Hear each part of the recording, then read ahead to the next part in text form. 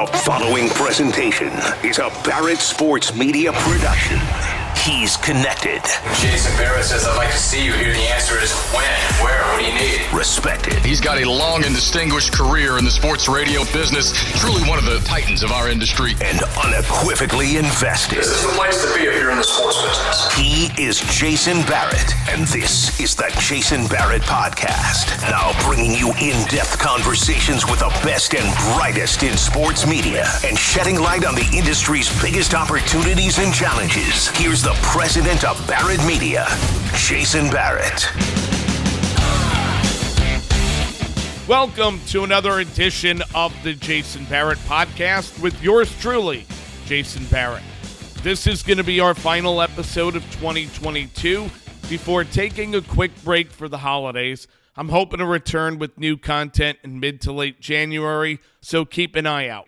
Once we're ready to go, I'll share what's coming up either on the website, BSM social media accounts, or through our newsletter, the 888, which hopefully by now you have signed up for. If not, please do so. We distribute it daily along with the B&M Rundown to keep industry professionals in the loop on what's happening across the media business. You can sign up easily on our website. Just look for the tab up top. For today's show, I'm looking forward to reconnecting with Fred Jacobs.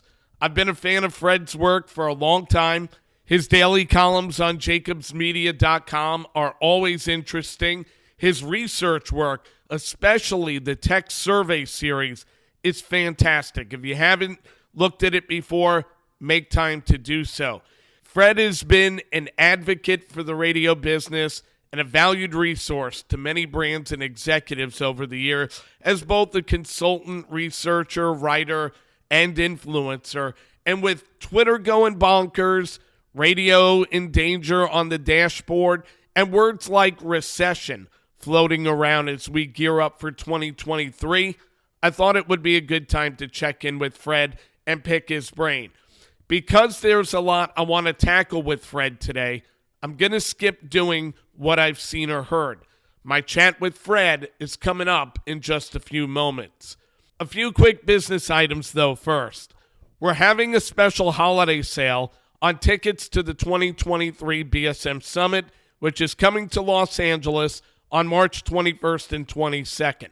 We'll be at the beautiful USC campus, more specifically, the Founders Club, which is located inside of the Galen Center. It's going to be a great two-day event. We've got some big things planned, which we'll reveal in January, February, and March. And to save on tickets and reserve your hotel room, visit bsmsummit.com. The sale will run through Friday night, December 23rd at 11:59 p.m. Eastern. We just announced Jimmy Powers of The Ticket in Detroit, Rod Sharon of The Fan in Denver will both be part of programming panels. We also announced Matt Berger of Barstool Sports and John Goforth of Magellan AI will be there for a sales panel as well. This event gets full each year. We can't add seats, so if you want to be in the room, make sure to grab a ticket and take advantage of the savings. I'd like to also extend a special thank you to Fox Sports, ESPN Radio, Showtime, and Point to Point Marketing. They've all come on board as event partners for the summit. Usually our sponsorships get snagged in January and February, but this year demand has been higher than usual. We appreciate it. We do have a few left right now. I anticipate they'll go. So if you're interested in being involved, reach out to Stephanie Eads at sales@barrettsportsmedia.com. Now, last but definitely not least, we began cranking out 5 podcasts per week in July 2022.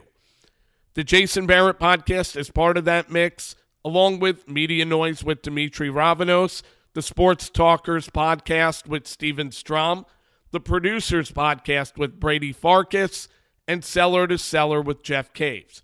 We've tried to deliver content that serves different areas of the media business. Hopefully you found it to be valuable. Now, we don't charge to listen. We don't even involve a sponsor in our network, as we've tried to focus first on building the brand and the content before worrying about attaching dollars. But to do things like this takes time, takes resources. If sponsoring our podcasts is of interest, Stephanie Eads can talk to you about it. If that's not an option for you, there's another way you can help. A simple retweet, passing along the link through email or Facebook, or just telling others about it makes a difference. I listen to some of the work we do, and I know that it not only helps people in the business, but also those going to school and wanting to enter it.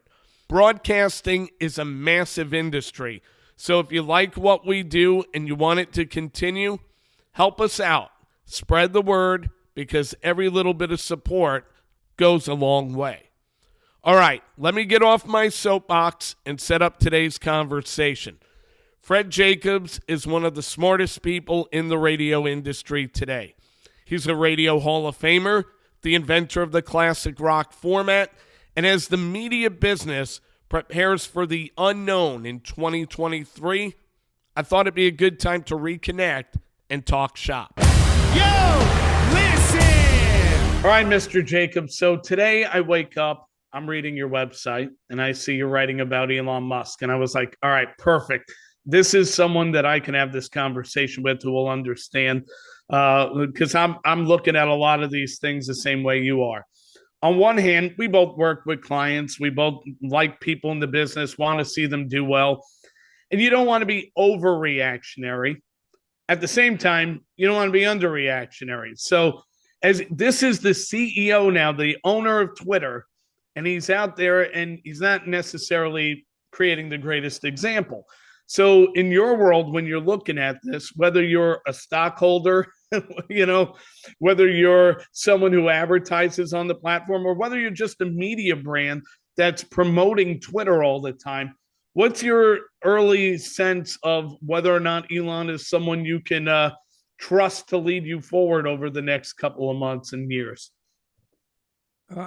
I'm really concerned on a lot of different levels.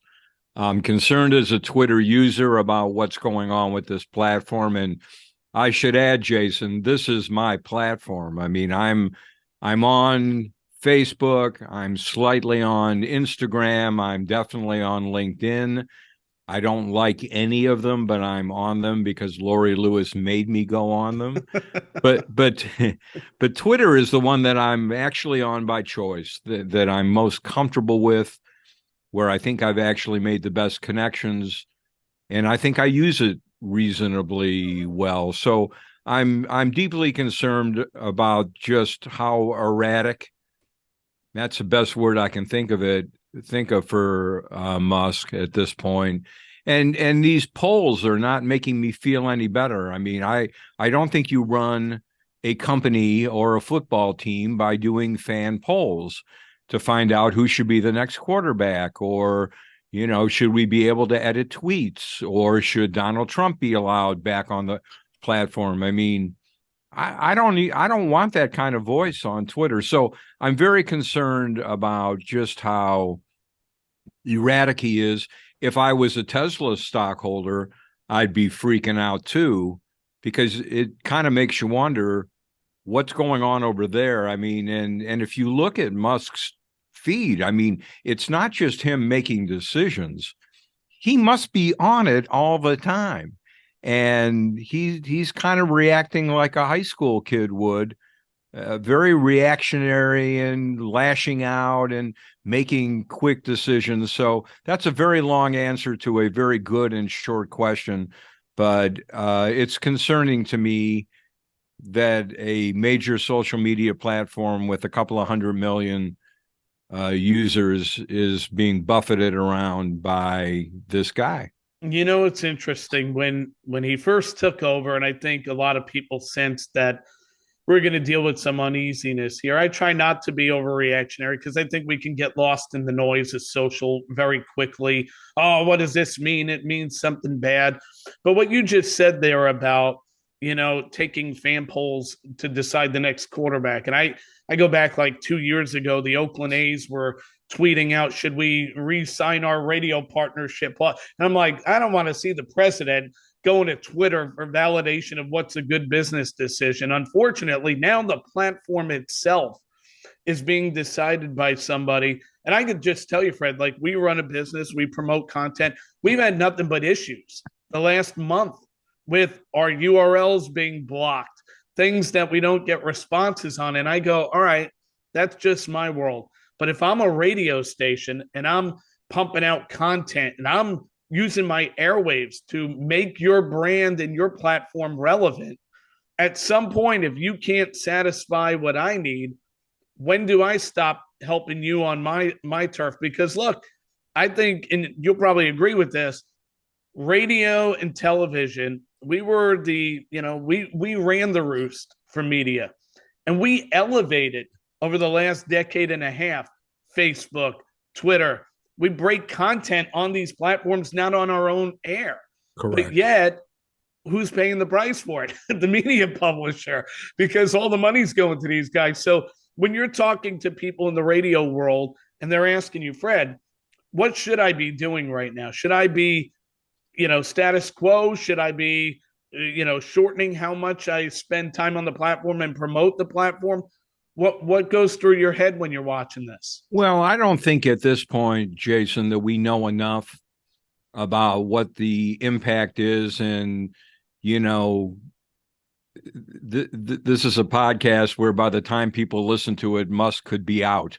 Exactly. I believe he's doing a poll right now. Should I continue on as CEO? Now, I mean, and he's losing. so, I mean, does that mean that this is his runway to step down and put somebody who is less reactionary and more of an adult at the top? So I wouldn't do anything at this point except be mindful that at any moment in time you could be banned or suspended or things could get weirder, and you do need to keep an eye on this. It's really too bad because I know so many sports stations, and you and I have talked about this. I mean, Twitter is the social medium of choice for sports fans, and a lot of sports stations have done a tremendous job of opening that connection between their fans and the jocks and the station and all that. So it's a shame if this thing ends up getting damaged by the ego of the guy who bought it. But look, at the end of the day, he paid $44 billion for it, whether he wanted to or not. He paid for it. It's his right to do whatever he wants to do with the platform. So I would urge, the typical consultant gray answer, keep doing it, but be cautious. You know what's interesting, Fred? You look at the last decade in the radio business, and companies everywhere have been hiring digital manager. This person's going to really be a social strategist. And do you know how to work with podcast charts? All these different things that weren't there a decade, 2 decades ago. And I look at this and I go, if Twitter became MySpace and Facebook has already lost some of its luster, at what point are radio stations having conversations about, maybe we don't need that digital manager. Maybe we don't need 8 people in a digital department. We only need 2, which wouldn't be great for making digital thrive, which we've all said, hey, look where the revenue's going. It's going in digital. But that's all contingent on digital continuing to be relevant and not taken away from us. So if you're a radio station and digital isn't part of that, does radio benefit on a revenue side because some of those ad dollars come back? Or are we sitting here in the future with another platform that we got to figure out? Yeah, I think we are what we are. And even if social media went away tomorrow, which it's not going to, I mean, has it lost its luster? I mean, I had somebody on my staff send me 4 different articles last week, all with the gist of social media isn't what it used to be. It's not being used as much. The time spent socializing, if you will, is going down. And I believe that. I do think that the buzz of it is not perhaps what it used to be, but I'm not sure radio is in any position to necessarily benefit from that. And what you said earlier is correct. We have done a spectacular job of promoting Facebook and Twitter and Instagram and Alexa and all kinds of stuff. But we have also benefited on the other side. I mean, we've been able to reach a bigger audience. I mean, let's face it, there's more people going to Facebook than there is going to our websites. Yep. So there's clearly an opportunity for us to bring in audiences, but again, there's that cost benefit, and again, that doesn't mean that the equation isn't going to change, and that we do need to reevaluate how many digital people we have and what are they doing. Maybe it's not a matter of restaffing, but maybe reallocating, what their duties are, and maybe a little bit less time on social is something that's actually going to be a conversation next year. The thing that I was encouraged when Musk took over, he said, I want to incentivize and reward publishers. And I thought, finally, Cool. how many platforms, like I know I can make money off Google ads, I can make money off YouTube. So there's incentive to put video content on YouTube and to have Google ads on your website. But I don't get paid to tweet. I don't get paid to use Facebook Live or to post on Facebook. And half the time they build you up, you get 100,000 people on it. They only allow you to reach 6% with organic reach. And so you got to pay to get the rest of them. And meanwhile, you're on the air telling people, go sign up for our Facebook page. So they don't pay you for the advertising. So I've always thought it's crazy and bizarre how this all works. We use platforms to go, we would charge a client this, but for you, it's free to get people over here. But once they do, you're going to charge me to reach them. It's just insane. But at the same time, look, if that's where the audience is, then you have to be where the audience is, right? Well, and I think that's the realization that most stations and companies like ours have come to. I mean, it is a cliche. You do have to meet the audience where they are. And if they're on social media, then you've got to find a way to connect with them there. But again, how much time you spend doing that and what kind of return you get, whether it's financial or earned exposure or brand building kind of stuff, I think is certainly up for grabs. And I think we need to realize that we're in a very fluid environment here, that just because it was like this 5 years ago doesn't mean it's going to be like this 5 years from now. Things change quickly, and we've got to be smart enough to be able to track it. I mean, again, it's going to sound like a lazy plug, but I mean, look, that's why we do Tech Survey every year. I mean, we're trying to get the moving picture of what is going on with technology and how the audience is interacting with it. And, I think back, I mean, this is going to be, I don't know, 18th, 19th year that we've done Tech Survey in a row. And who knew back in 2005 that we would be where we are today, right? The iPhone was just coming on. Facebook was just opening up to regular folks and not just college students. So it's important to be able to continue to test what's going on out there and where the audience is and how they want to communicate with us. And sadly, a lot of radio stations don't have the budget anymore to be able to ask some of those key questions.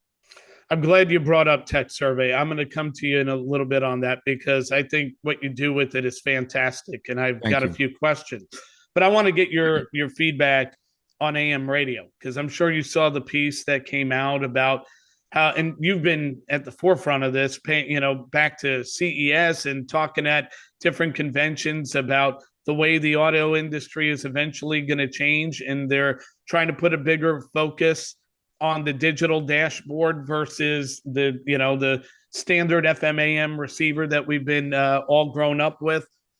I mean, when you see this, and obviously if you're in position of owning an AM station, it's terrifying. You're going, wait a second, my brand would not be relevant and found on a dashboard. And if I don't have a great digital strategy, I'm screwed. I can't reach people.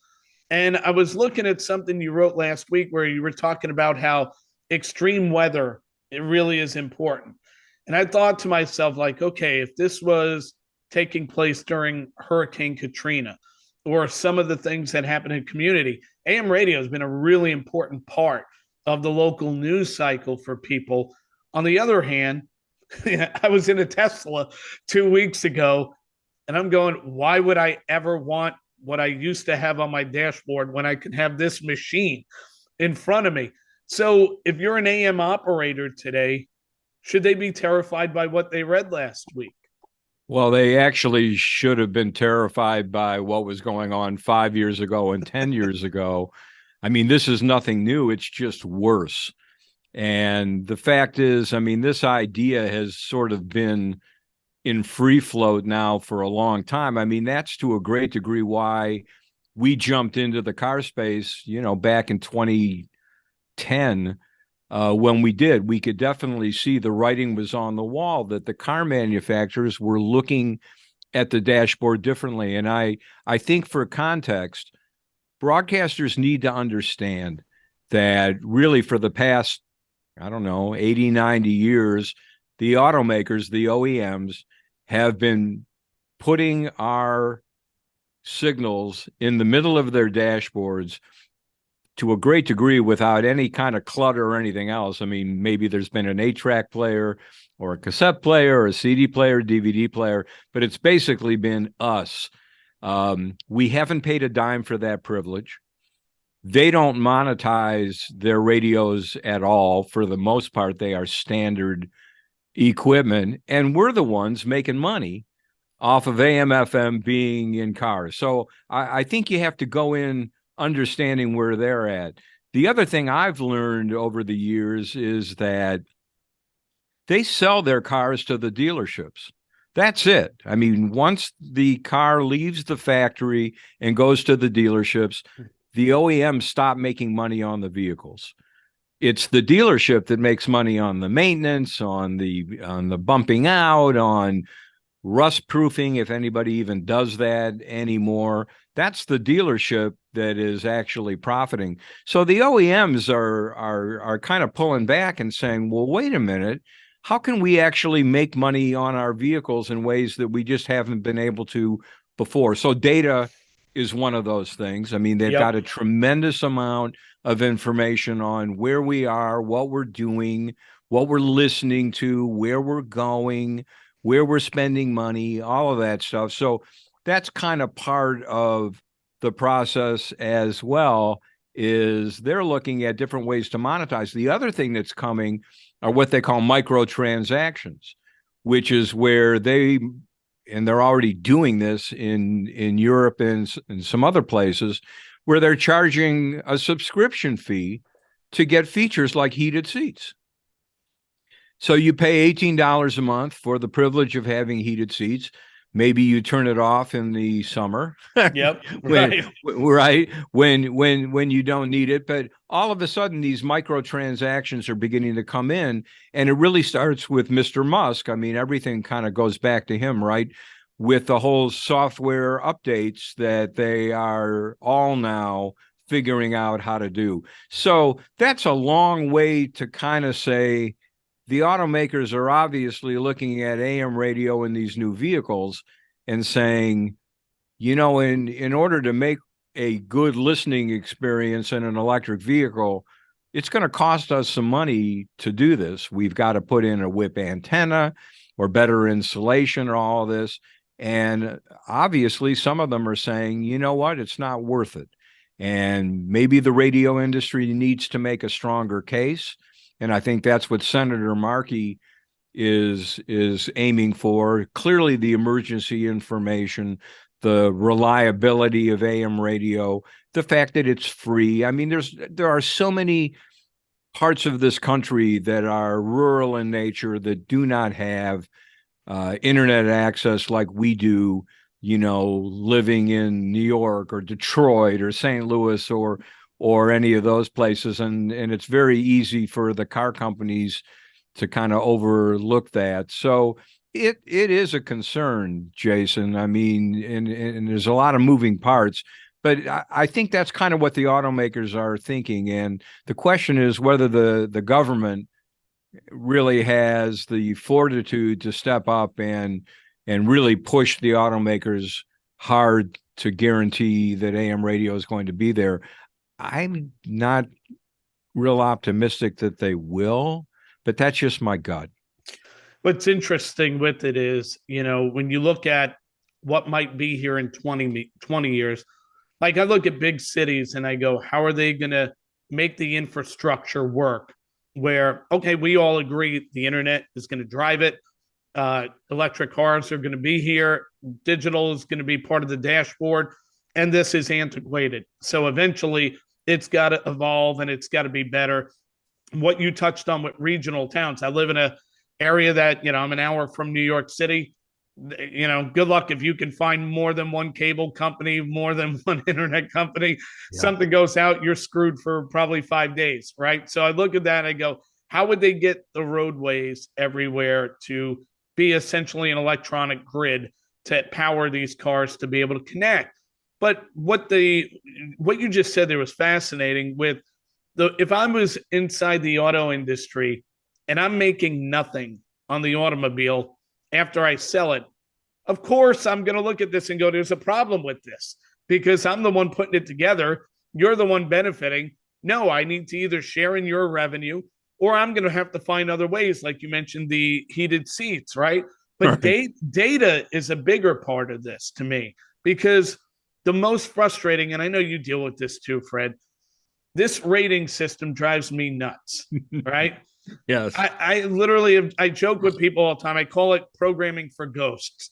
You can chase these mythical creatures around, but you're looking at a screen. It shows you a chart, but you don't really know their behavior. You know more about behavior doing tech survey than a radio programmer does working with a PPM system.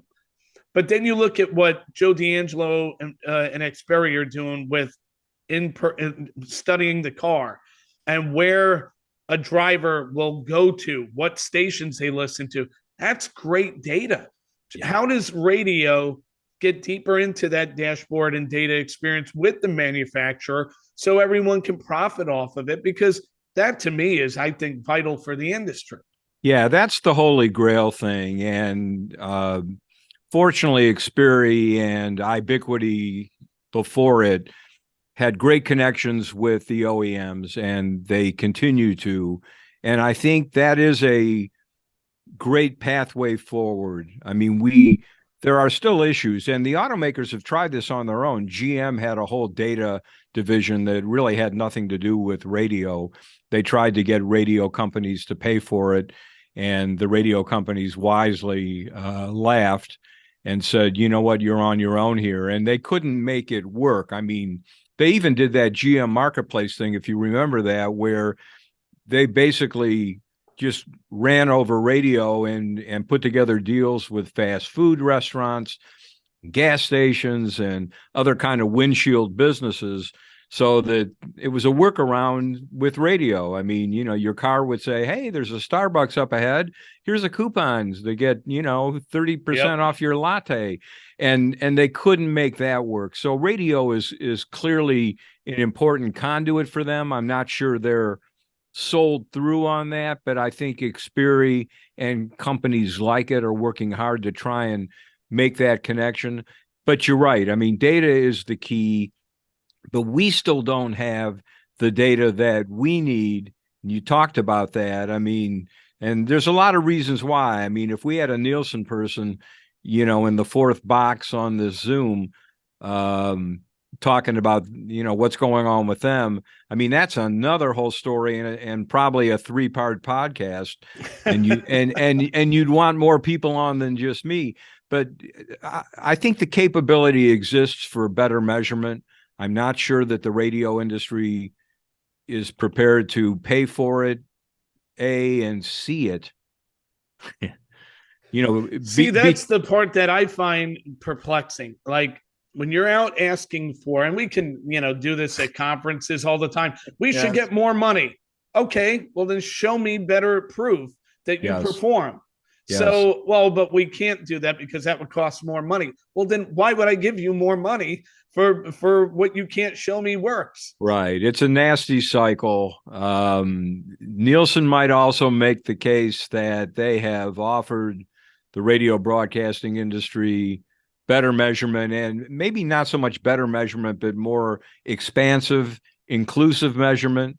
And I'm not sure the radio industry wants to see satellite radio and tune in and Spotify and all the other pieces of the audio pie that we don't see now. I mean, all we see now is just AM FM radio with a little streaming piece at the end that really isn't terribly relevant or important. And the headphone piece is another thing. I lost a good hunk of my hair over that uh, a number of years ago. So it is a nasty process, but you're right. I mean, I heard somebody from Nielsen many years ago say you can't monetize what you can't measure. And I don't think he came up with that, but it's very true. And so we're kind of stuck.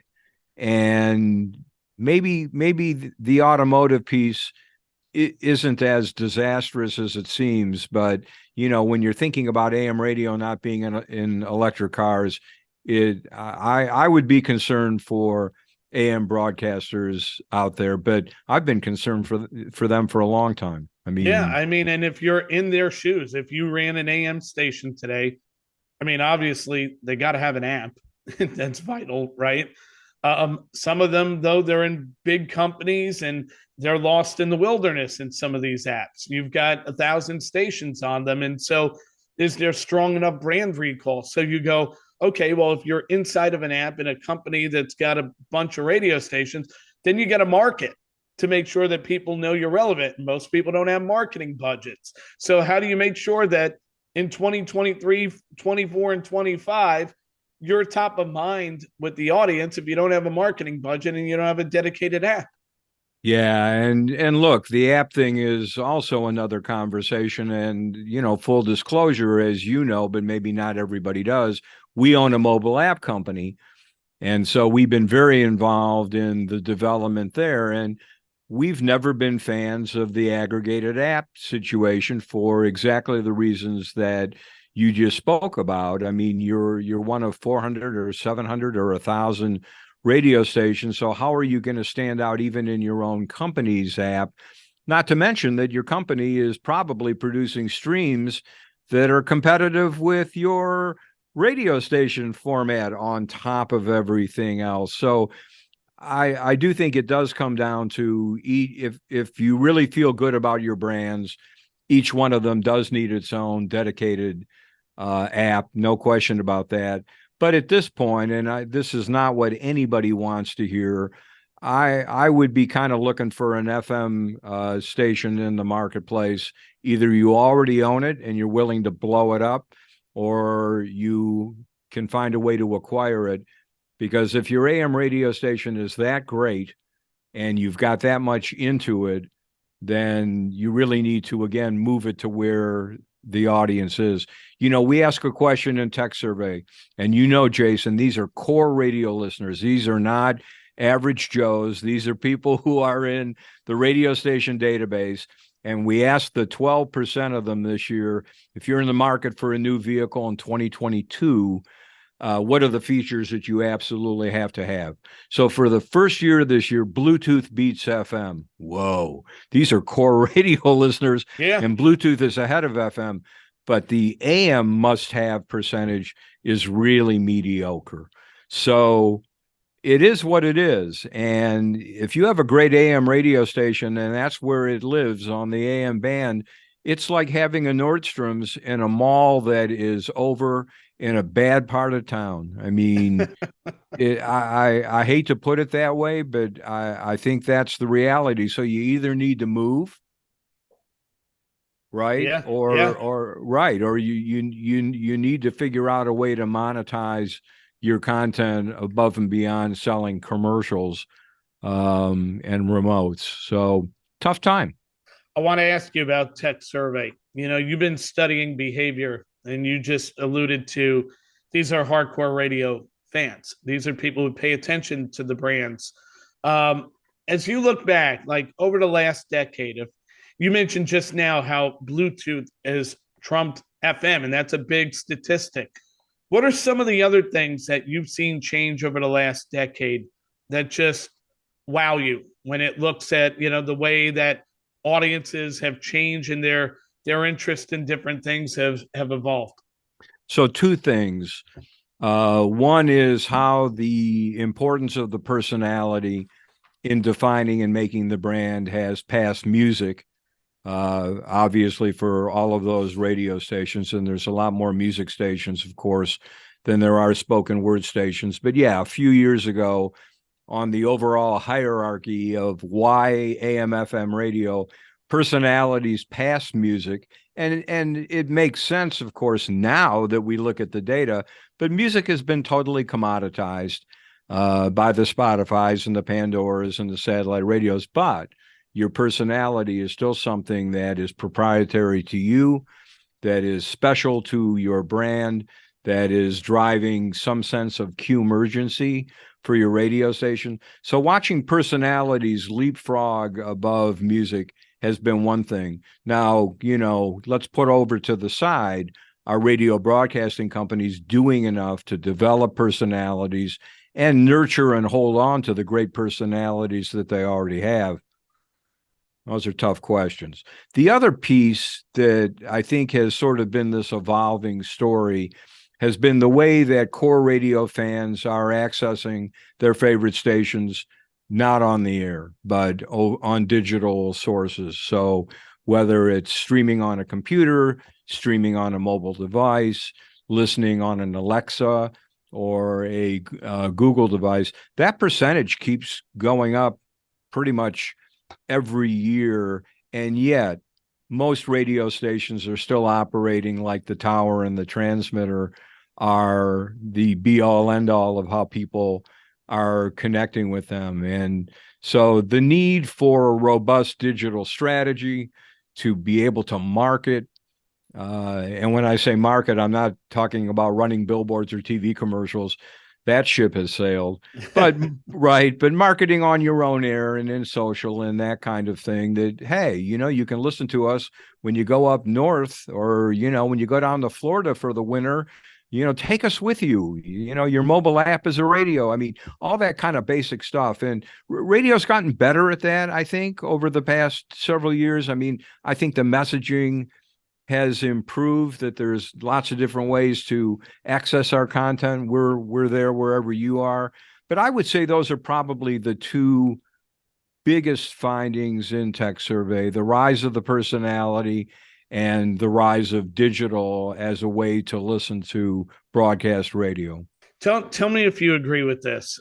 One of the things that I tell program directors, anyone who will listen, is I think PDs need to do a much better job at telling their collective brand story. Okay. I get people will send me ratings data. We've put out stories in the past on markets. We stopped doing it. And I stopped doing it because I was like, I'm continuing a narrative that I know is broken. I know that this system is not right. Nobody is sending me their podcast story. Nobody's sending me their social impressions, their video views, but these are part of a brand story. And when you look at national networks, especially in sports, ESPN, the minute a game happens, will tell you how many people came out. They put out their story. Fox does it. You have digital companies that'll go, hey, we're up to a million people have followed our content. I go, and radio still back in 1995. Don't tell anybody about your ratings. And I'm going, why are we not telling our story when you need a story to shape impressions with people who are going to buy your ads? If they feel like there's something going on, they usually want to latch on to it. But how are they going to know that if you don't tell them? Do you think that we're still in that mindset of like, keep the information privy? And should we not be in that space? Because that's kind of where I lean. No, I think you're spot on with that entire line of reasoning. We're still operating like it's 1988. I mean, the way we promote our radio stations, the way we talk about them, the degree to which we even tell our stories. It's weird. We're not good storytellers when it comes to us. We're much better storytellers. So true. Right? When it comes to advertisers or that kind of thing.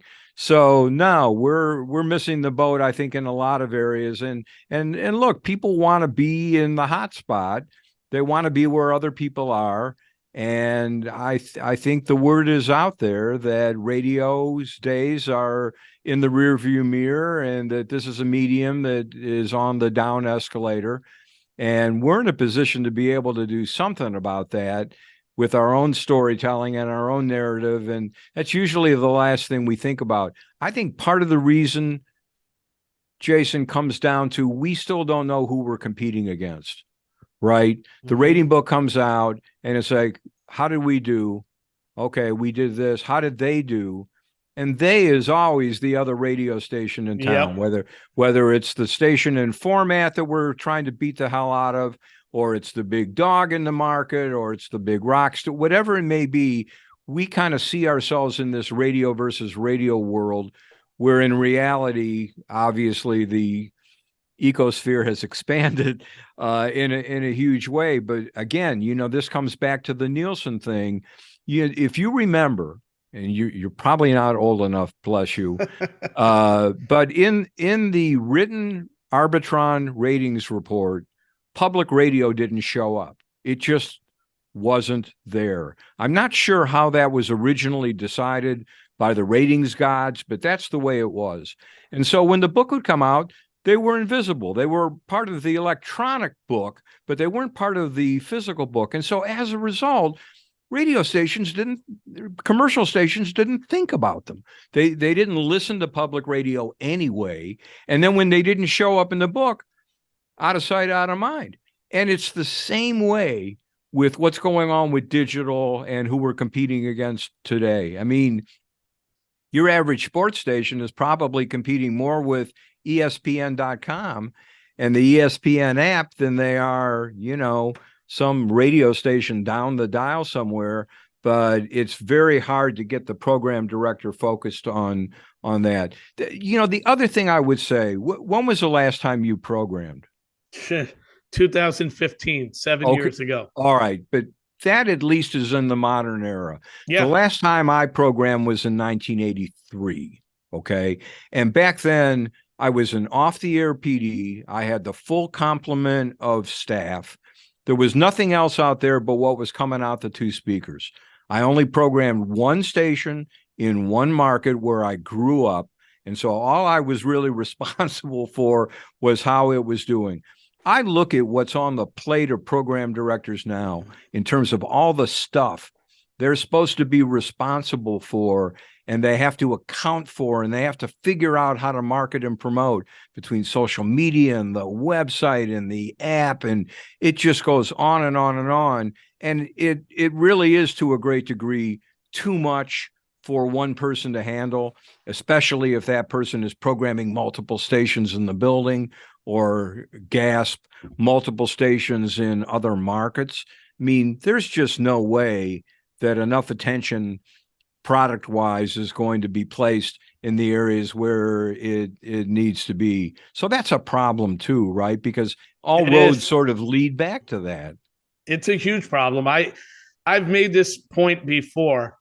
If radio were in the film business, it would tell Steven Spielberg he has to work 3 production companies, write a bunch of movies, be in sales meetings, and you'd miss the point of why you hired him. You hired him because he creates movies that make millions of people want to go out and watch. And it's why, and I have friends in the business who get pissed off when I rail on the brand manager title. I don't believe in it. Brand manager sounds like, here's a bunch of shit to take care of. Program director is somebody who actually influences programming, makes content decisions.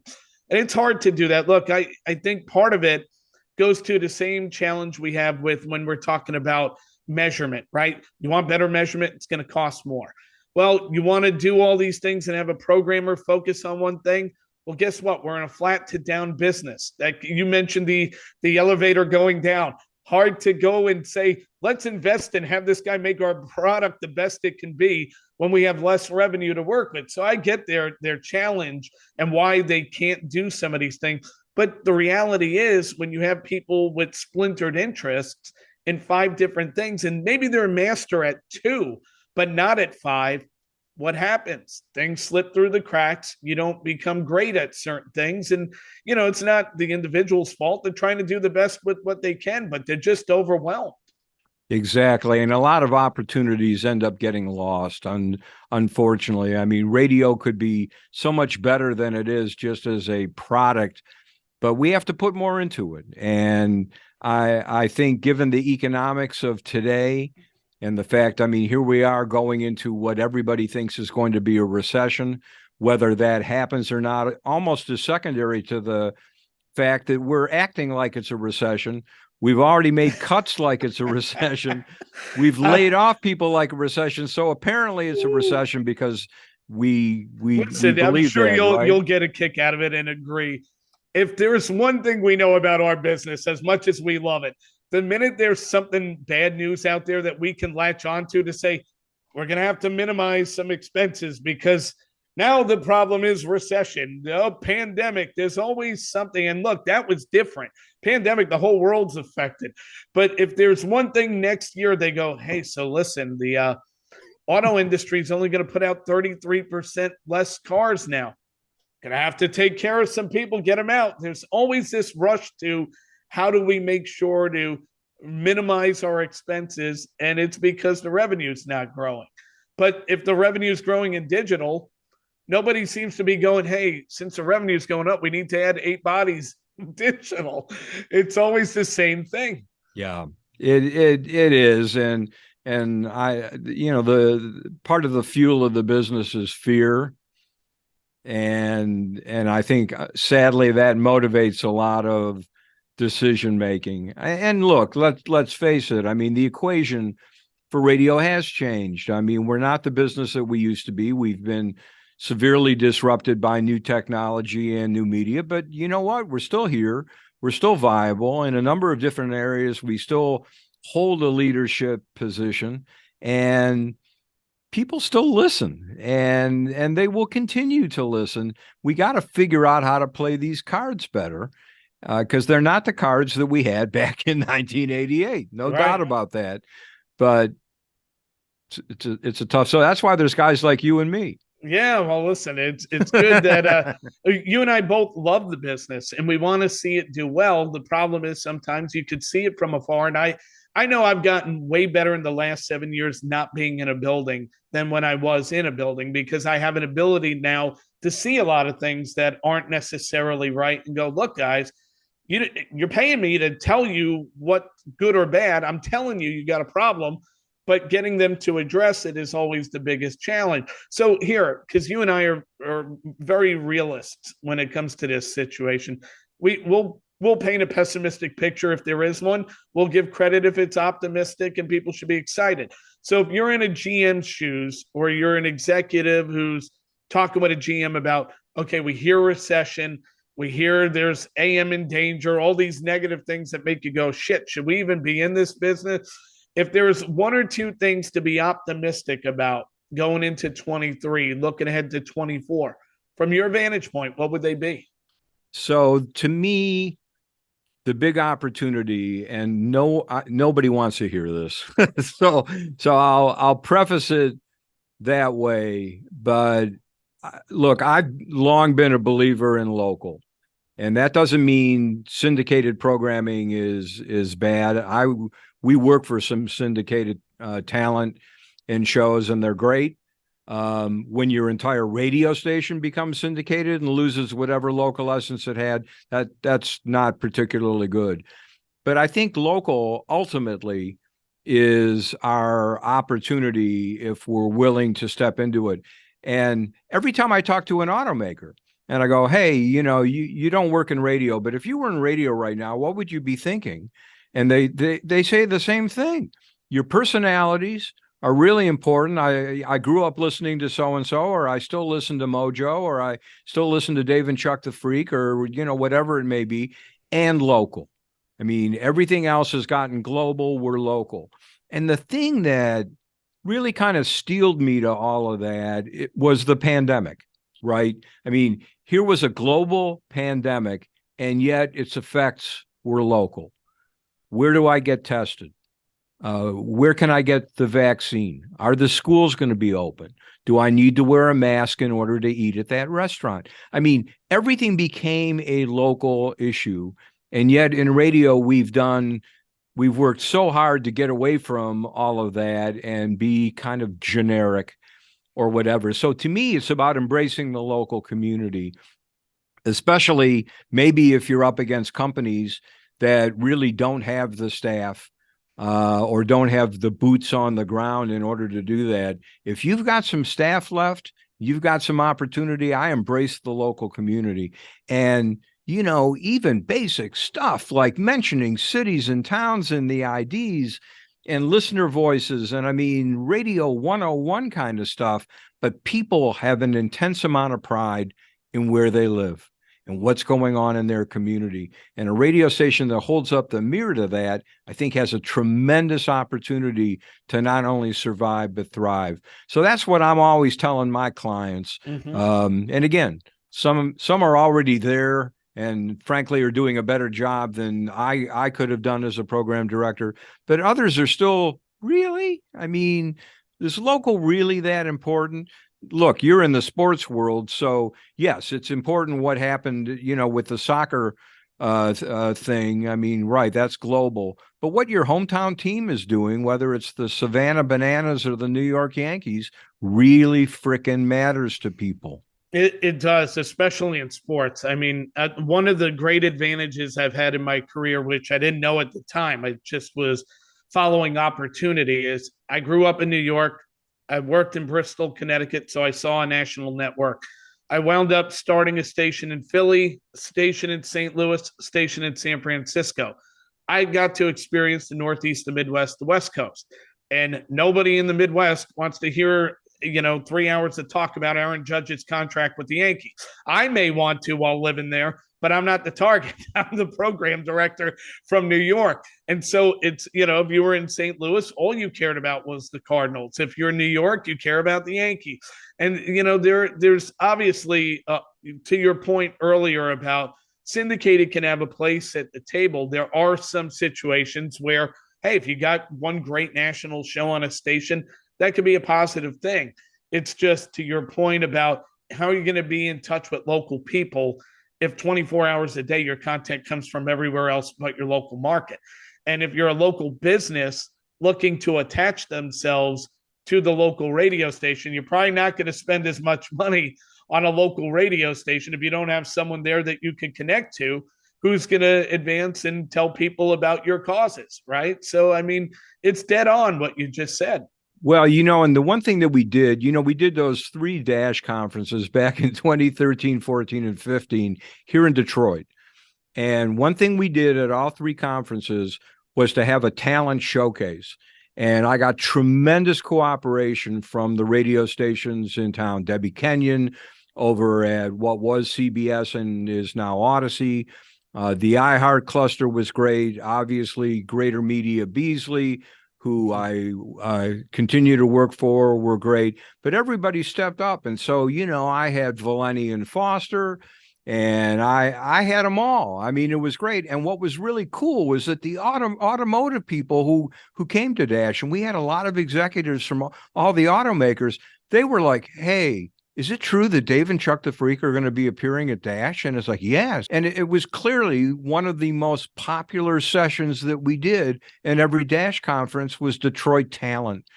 So I rest my case, I mean, that's what it's about. It's about talent and it's about local. And it doesn't mean that you have to do it wall to wall, 6-8 to midnight or whatever. I mean, you do what you can do, but developing talent and focusing on the local community, I think, is just so critically important moving forward. I'm going to give you 2 last things. One, are we going to get another DASH conference? Or you checked out of that? That's too much work. And then the second thing, tech survey. Next one, what you're really going to be keeping your eye on. So, Dash was really done to raise industry awareness. I mean, we made money on all three of them. Radio Inc. was our partner, and they were great conferences. In our opinion, we were very happy with them. They were a ton of work. I don't have to tell you Oh yeah, I'm aware. what it's like to throw a conference. And in our case, it wasn't hard to bring the radio-ish people in. It was very challenging to bring the automotive people in. We also did it pre-Zoom. I mean, it might not be as bad today with screens in the room and all that stuff. We've talked about it. It could absolutely happen again. I mean, a lot of it really comes down to whether there are enough issues out there worth talking to that broadcasters can sink their teeth into. And based on the conversation that you and I've already had, going away, I think there's a need, Fred. Right. Something tells me that there may be that. As for Tech Survey, it goes into the field in early January through February. It looks like we're in really good shape in terms of the coalition of the willing, the number of stations representing the various format food groups that will be participating. Believe it or not, I'm taking a deeper dive into contesting this year. I'm kind of looking at it like it's the only marketing that a lot of radio stations have left. So let's learn a little bit more about it. But we'll be looking at things like metadata in the dashboard and what do people want to see. I know the company Q that Steve Newberry runs. We work with them, full disclosure. But I've been a big believer with all the time that we've spent on the auto side that metadata is a huge opportunity for radio. We need to look better. But beyond that, beyond looking better in the dashboard, there are things that we could actually put up there, including, okay, I'm going to turn the tables and ask you the question. One of the things that tests very well, and I see SiriusXM doing this, is score the game up all the time on the screen. Yep. And when I listen to satellite radio, I mean, I don't know, does it make me turn off the game if it's a blowout? Maybe. But it's just such a great thing to have, like the time, and we've tested it, and it's a big deal. So are you opposed to that, or are you no, okay with listen, that? you're talking to someone who listens to a lot more Sirius right now than I used to listen to terrestrial. If I'm in my car, Sirius is on, and it's everything you just described, especially on a Sunday. I get in the car. I know even if I find that blowout 20-0, okay, that's channel 226. What's on 227? What's on 228? The one thing I've told Steve Cohen this, and I kind of blew his mind with it. I said, if I asked you what channel I listen to most, what do you think it is? And he came back, it's going to be either Mad Dog or NFL Radio. I said, not even close. Octane. I said, let me tell you why. You guys have built music on there the way music used to be done on radio. It was about personality. It was, Jose Mangan, they had a guy, Grant Random, who I love. And I like the music. So when I find channels, like I love Mad Dog Radio, I like Octane, it's because it's built on personality. If it isn't for that, then I want sports and I want my games. And I do want to see, down the road, I want to see a video clip of the last touchdown on my dashboard. I think we're going to be in that spot. You can't just give me here's a Titans logo and a Jaguars logo. I'll just not look at that. I'll pull up my phone and I'll find it. So I think that dashboard experience will continue to get better. I'm glad you brought up Q because I like that they'll introduce some, even if it's an album cover. I feel like I'm connected to the song and the band that I go, oh yeah, that was a great album cover. That was a great album. It's make people feel something when they're in the vehicle. Well, it's an enhancement. There's no doubt. And, we're going to CES in a couple of weeks again, and we're schlepping a couple of broadcaster tours, and it really is fun. But, the big thing now in the dashboard is this pillar-to-pillar display. I mean, all the way from the very left side of the car, all the way to the very right side of the car is all screen. Mm-hmm. So it's not just that kind of thing in the center. I mean, people look at the Tesla and go, oh my God, it's like an iPad in your car. What's coming is much more screen real estate than that. So to your point, the passenger becomes an important part. both in the front seat and the people in the back seat. They're all going to have separate screens.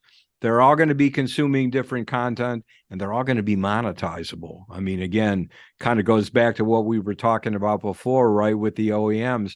So there's a tremendous opportunity with video for radio. But again, we've got to step in. You've got to step up because it's happening all around us. And the opportunities there, do we have the wherewithal and the money and the foresight to be able to really take advantage of the opportunity, Jason? That's the question. Thank you for listening to the Jason Barrett Podcast. Please take a moment to subscribe to this show on iTunes, Spotify, iHeart, Amazon, YouTube, or wherever you consume podcasts. And to stay in touch with Jason, follow him on Twitter at Sports Radio PD or read his columns on BarrettSportsMedia.com.